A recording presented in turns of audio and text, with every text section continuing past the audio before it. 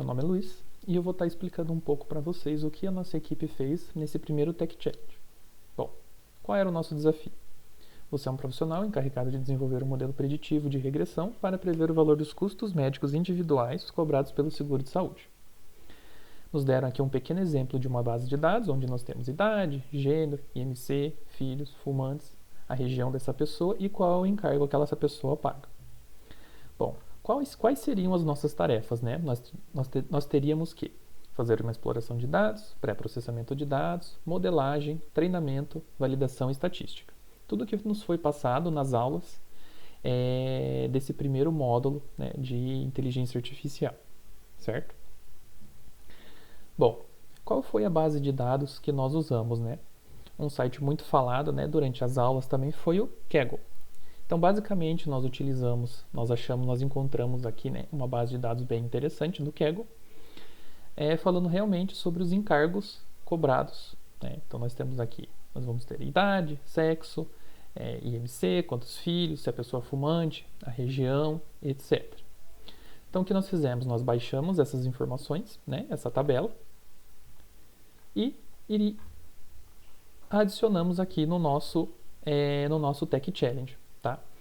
Então, bom, começando um pouco explicando sobre o que nós utilizamos para fazer, quais as bibliotecas que nós utilizamos para fazer esse Tech Challenge. Bom, não fugimos nada das bibliotecas que foram usadas nas aulas, né? Nós temos o Pandas para manipulação e análise de dados, temos o Matplotlib, que é basicamente criação de gráficos e visualizações, né? Temos o NumPy, que basicamente aí tem, né, o propósito dele é cálculos numéricos e operações matemáticas.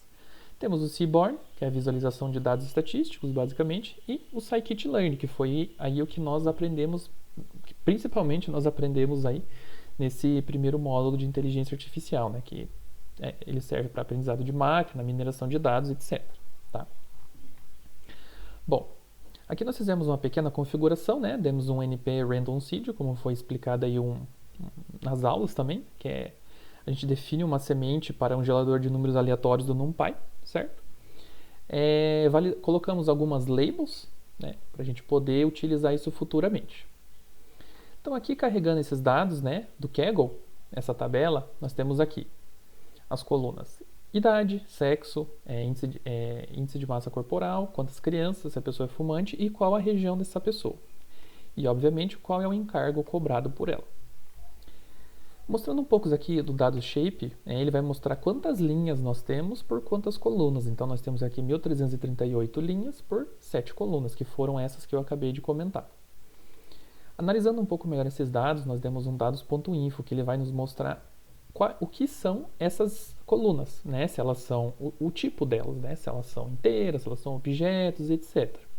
Isso ajuda a gente a entender um pouco melhor como que nós vamos tratar esses dados. Então aqui nós demos um dados describe, né? Nas colunas possíveis, que foram idade, índice de massa corporal, quantas crianças a pessoa tem e os encargos. Aqui nos mostra a contagem, nós temos a média, nós temos o valor mínimo, o valor máximo, assim a gente já consegue ter alguns insights para poder trabalhar com esses dados. Outra coisa muito importante que nos foi informado é ver se não existem dados nulos, que isso pode quebrar um pouco durante o nosso treino, né, durante as nossas validações. Então aqui acabou que nós não temos nenhum valor nulo, né? São todas as nossas linhas, elas possuem algum valor, tá? Então aqui fizemos algumas verificações, tá? Na coluna Smoker nós temos 1064 não fumantes e 274 fumantes. Então aí dá para ver que a maioria das pessoas não são fumantes, tá? A coluna sexo, que deu para ver que é bem divididinho. Então nós temos aqui uma base de dados bem dividida entre homens e mulheres aí, né? 676 homens e 662 mulheres. Então esse está bem equilibrado, tá? Bom, aqui no nosso pré-processamento de dados, nós precisamos ali, vamos dizer, transformar os nossos objetos em valores numéricos, né? Para os nossos dados ficarem todos padronizados, certo? Então aqui na região, nós utilizamos aqui o getDummies, tá? E trocamos os valores das regiões, né? Se a gente olhar aqui em cima, né? Ela tinha uma coluna de Southwest, southeast, northeast. Então, isso para a gente trabalhar com machine learning acabou que não teria como, né? Então, nós transformamos esta coluna em 4, já que analisando os dados, nós tivemos só 4 valores para essa coluna. Então, aqui nós temos se a pessoa é da região northeast, northwest, southeast e southwest, certo? Além da região, nós temos também o sexo e se a pessoa é fumante ou não. Que aqui, se vocês verem, nós temos yes e no, e o sexo nós temos masculino e feminino. Com isso, nós utilizamos o label encoder também para transformar isso em números. Ou seja, a pessoa que é fumante ou não será 0 ou 1 e o sexo da pessoa será dividido também em 0 e 1. 0 para feminino e 1 para masculino. 1 para fumante e 0 para não fumante, tá? Com isso, nós já temos aqui a tabela toda em valores numéricos, né? São só assim para a nossa biblioteca, né, de Machine Learning conseguir trabalhar. Ela não iria trabalhar com caracteres, certo? Então, isso foi explicado bem nas aulas, que a primeira coisa que nós temos que fazer é fazer o tratamento dos nossos dados. Bom, depois de nós tratarmos os nossos dados, nós precisamos fazer algumas análises gráficas. Então, aqui nós plotamos os valores de criança por encargo, para ver se isso faz alguma influência, se tem alguma influência, né? Aqui nós plotamos se a pessoa é fumante ou não. Então veja que aqui nós tivemos um insight um pouco melhor se influencia ou não em smoker, porque veja, as pessoas que não são fumantes, elas se concentram basicamente até um valor de $40 mil, né? E as pessoas que são fumantes, elas já têm um início quase na metade desse valor, né? $20 mil e vão até aí $60 mil, tá? Então acabou que esse gráfico aqui, eles nos informam, tem um insight melhor do que se a pessoa tem filho ou não. Aqui acabou que não nos disse muita coisa sobre os valores serem cobrados a mais se a pessoa tem filho ou não, certo? Então aqui nós plotamos alguns gráficos, né, de todas as colunas, né, para fazer uma contagem, para a gente entender um pouco melhor, né. Aqui como nós vimos, nós informamos aqueles valores dos não fumantes e fumantes. Aqui nós temos isso em forma gráfica, né, se a pessoa tem, quantos filhos ela tem. Os encargos, né, nós podemos ver que os encargos aqui se concentram entre 2 a 15 mil dólares, a maioria das pessoas, certo? E as distribuições das regiões, tá? Que acabou que não nos diz muita coisa.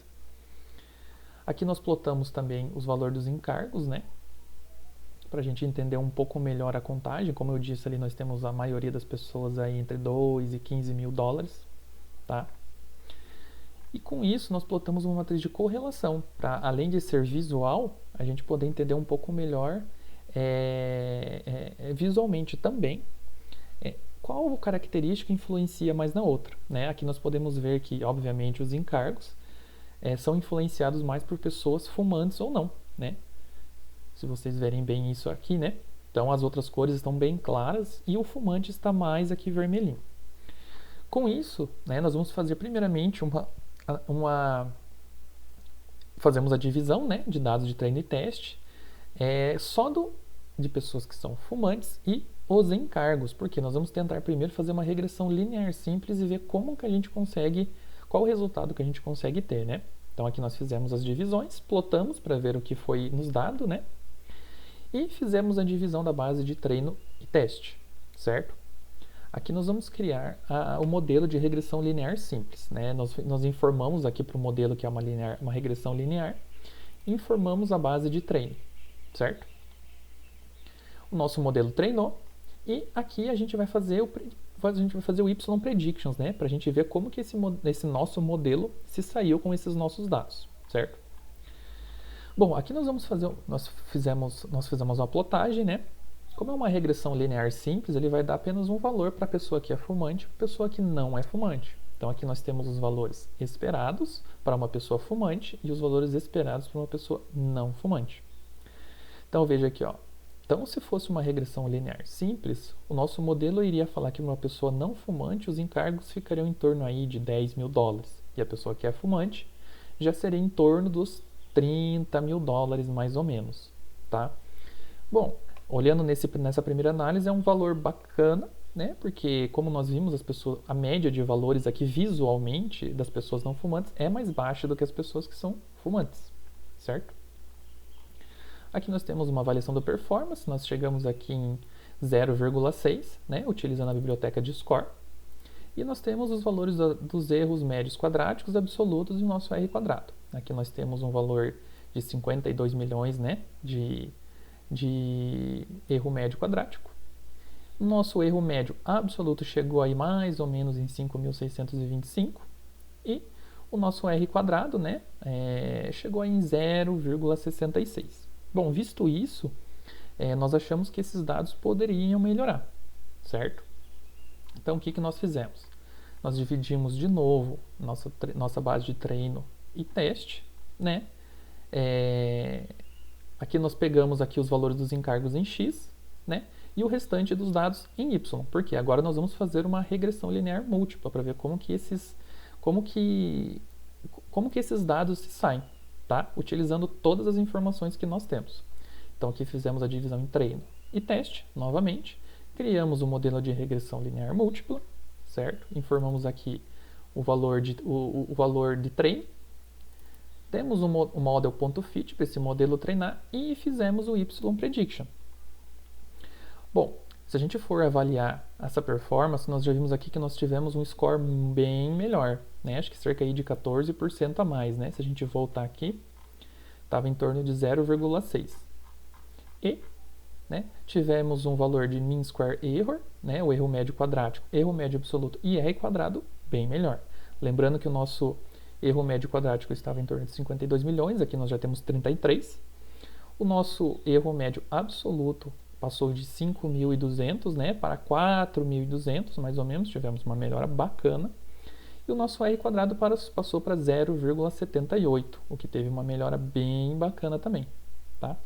Então, nesse caso aqui, nós chegamos à conclusão que a regressão linear múltipla se saiu melhor do que a regressão linear simples, por mais que na nossa matriz de correlação, os outros valores, né, se nós voltarmos aqui, eles não tinham tanta relação assim quanto o Smoker, tá? Mas acabou que a regressão linear múltipla se saiu melhor nesse nosso modelo. E aqui nós temos um pequeno resumo dessas conclusões que nós tomamos, certo? Então, obrigado a todos e estamos à disposição.